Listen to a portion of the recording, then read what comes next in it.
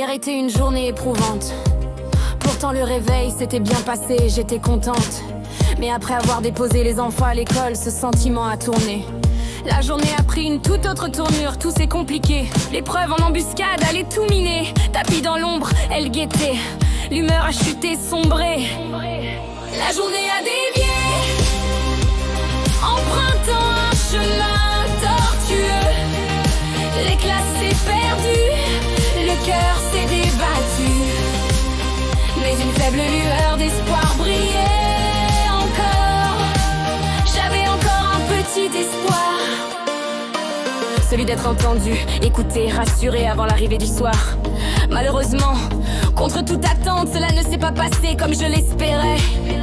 Je n'ai ressenti ni empathie ni bienveillance, mais plutôt un agacement palpable d'une complexité inattendue.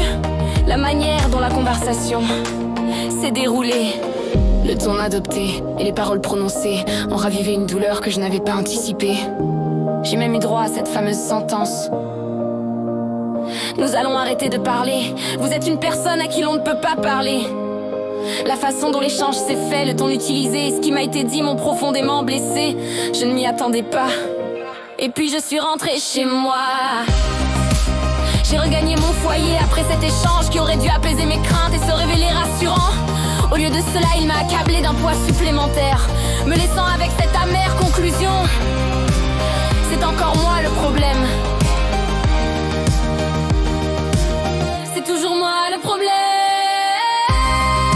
Depuis la primaire, et visiblement jusqu'à ce qu'on m'enterre. Faut croire que je serai toujours le problème.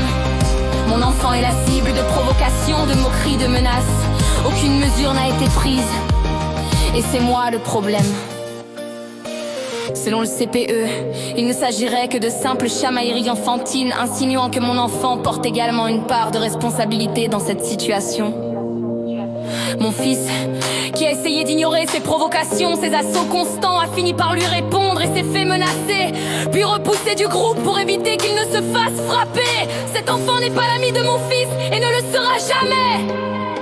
Ces faits ne sont pas des enfantillages, mais bien des actes graves, des ornières sans embâge. Je suis rentrée chez moi, le cœur plus lourd encore, accablé d'un chagrin qui n'a fait que s'intensifier. C'est toujours moi le problème. Depuis la primaire, et visiblement jusqu'à ce qu'on m'enterre, du début à la fin, c'est moi. La même chanson, inlassablement. Je suis le problème, assurément. Je suis le nœud, l'éternel achoppement de l'enfance au dernier gémissement. Un refrain, toujours pareil. Toutes les fois où je me suis fait agresser, frapper, insulter, menacer, c'était moi le problème. Pas de problème, pas besoin d'en parler. J'ai pu encaisser, mais quand mes enfants sont visés, ma vision change, plus rien n'est apaisé. Dois-je renaître et me rebaptiser source de tous les maux, ou bien cœur noir des calamités? J'hésite encore.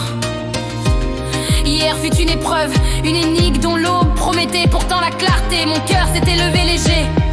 Hélas, tel un serpent, la réalité a tracé un chemin sinueux, loin des sentiers escrocs.